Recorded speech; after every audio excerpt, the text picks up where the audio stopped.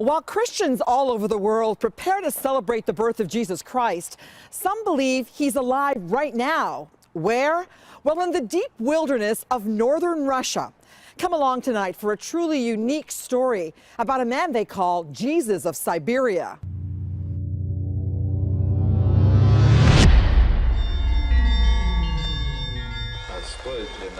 It looks like a scene right out of a Sermon on the Mount. We traveled many kilometers through bug-infested forests to reach this isolated village in Siberia, this most northern part of Russia. Here we meet Jesus, or Vessarion, as they also call him. But humankind must make a choice. They have to be shown the way, and they must choose to follow or not to follow. God will not make a choice for them. Unbelievably, 15 years ago, this Jesus was Sergei Torop, a small-town Siberian policeman. But now he believes he is the Son of God, reincarnated. People will decide for themselves. Is his way for them, or will they choose something else? But everything has a price.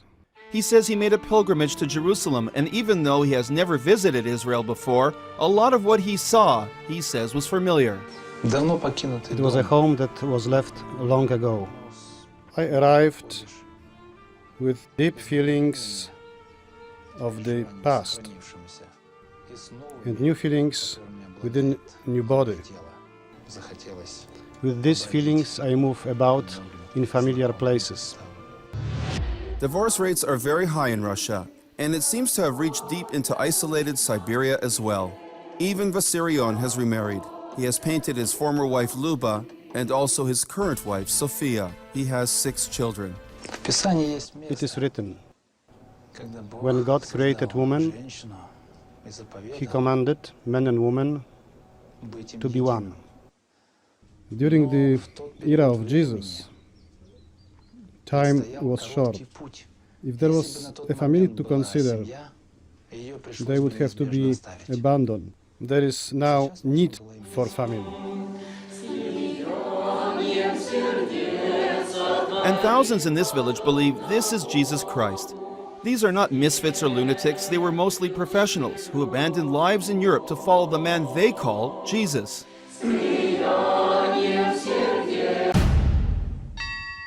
Is this a modern cult or a truly religious utopia? For Siegfried Werning, who owned a high-tech computer company in Germany, the answer is simple. If Christ would come on earth, he would be like that. He was very calm and not demanding, but at the same time was very strong in his teaching, very clear. And I think, in fact, I've been waiting for him somehow.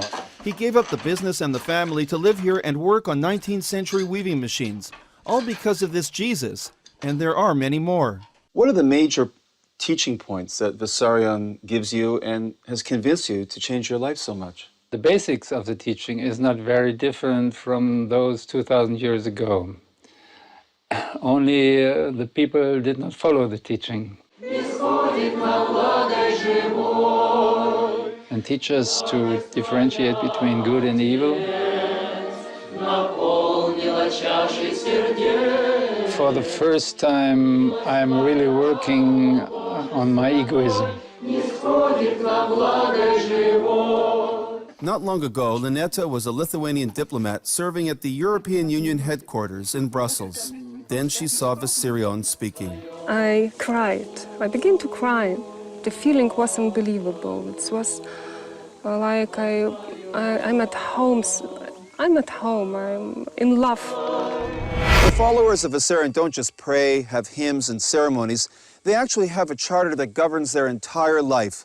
How they relate to each other as people, how they relate to their spouses, their children, what they eat, how they work. In short, how they govern their entire lives. They grow almost all their own food, they are strict vegans, they believe in reincarnation. All this to prepare for what they believe is the imminent second coming. This is exactly the time when the old world, with its aggressiveness and self-interest, must die. It cannot be allowed to exist. It just brings pain.